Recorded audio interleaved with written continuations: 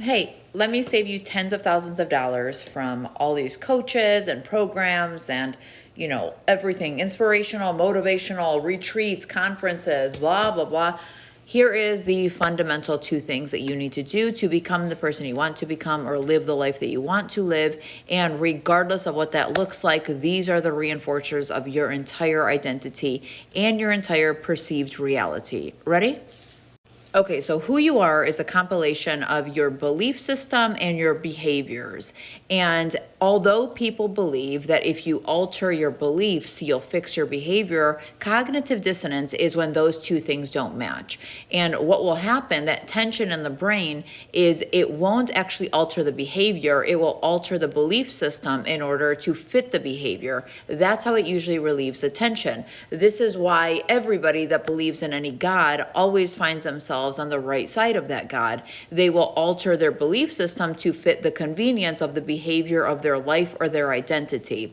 So then, in order to shift your life, your experience internally and externally, you have to actually work both sides of that. So the manifestation, motivational, inspirational side, they're very heavy on the belief system. And then you have like the personal trainers and the life coaches, even Tony Robbins and all them, that are very heavy on creating an altered state, right? Altering your physicality and stuff, and then heavy on the behavior side. And all of them are correct and all of them are missing the entire equation. And the reason why they're doing that is because it keeps you returning to pay mores of tens of thousands. So here's what you do.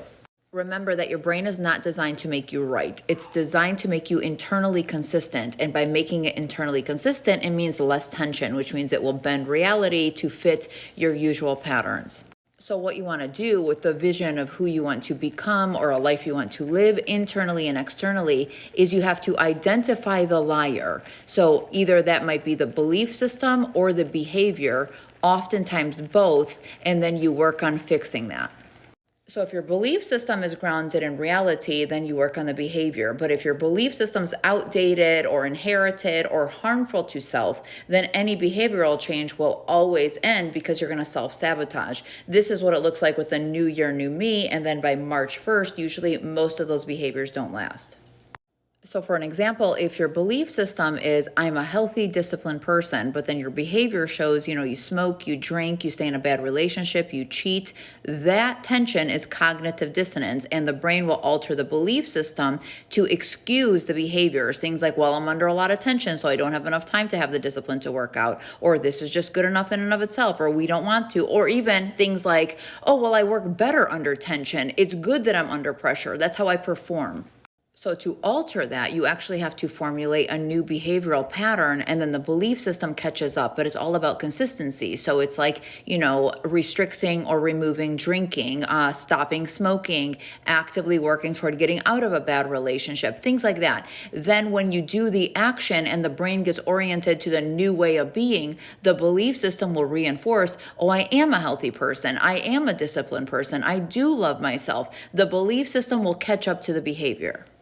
All right, now let's say the opposite is true, where your behaviors are really good and healthy, but it doesn't match your internal script of how you feel about yourself. So you work out, but you don't think you're fit enough. You are smart, but you don't think you're smart enough. In other ways, everything goes back to, I am not enough. Here's 3 tips to be able to shift in the direction to alter those. Number 1, expose that belief as a hypothesis and not a fact. Don't assume it as true. I want you to actually practice cross-examining it with a couple of questions. Who defined that standard and based on what evidence? And would I judge somebody that I love as harshly? Number 2, stop letting the mind dismiss evidence. So you clock all the behavioral changes that you're making. And then when you get feedback, let's say you don't believe you're lovable enough or anyone will actually love you for who you are. When somebody is kind to you and your brain wants to dismiss that as just being nice, you actually confront that and say, no, I'm going to accept that I am lovable just based on this kindness, regardless of it. And then you're also going to confront that idea that says, if this doesn't count, then what does? What you'll find is the more you cross-examine that thought, the more you'll realize it's just a game that your mind plays. And it's a fucked up game because the brain is just trying to keep you stagnant in what was, because so far you have survived that. So the brain would rather keep you stagnant in what was for your survival than dare feel insecure in what you are becoming.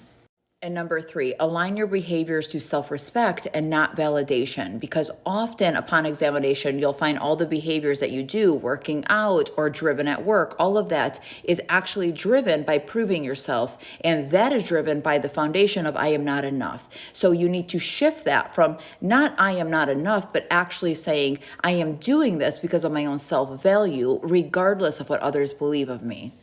So it will be the same action, but then building a different foundation. So then you will see that reflected in also a better version of the behaviors that are more aligned with integrity rather than performance.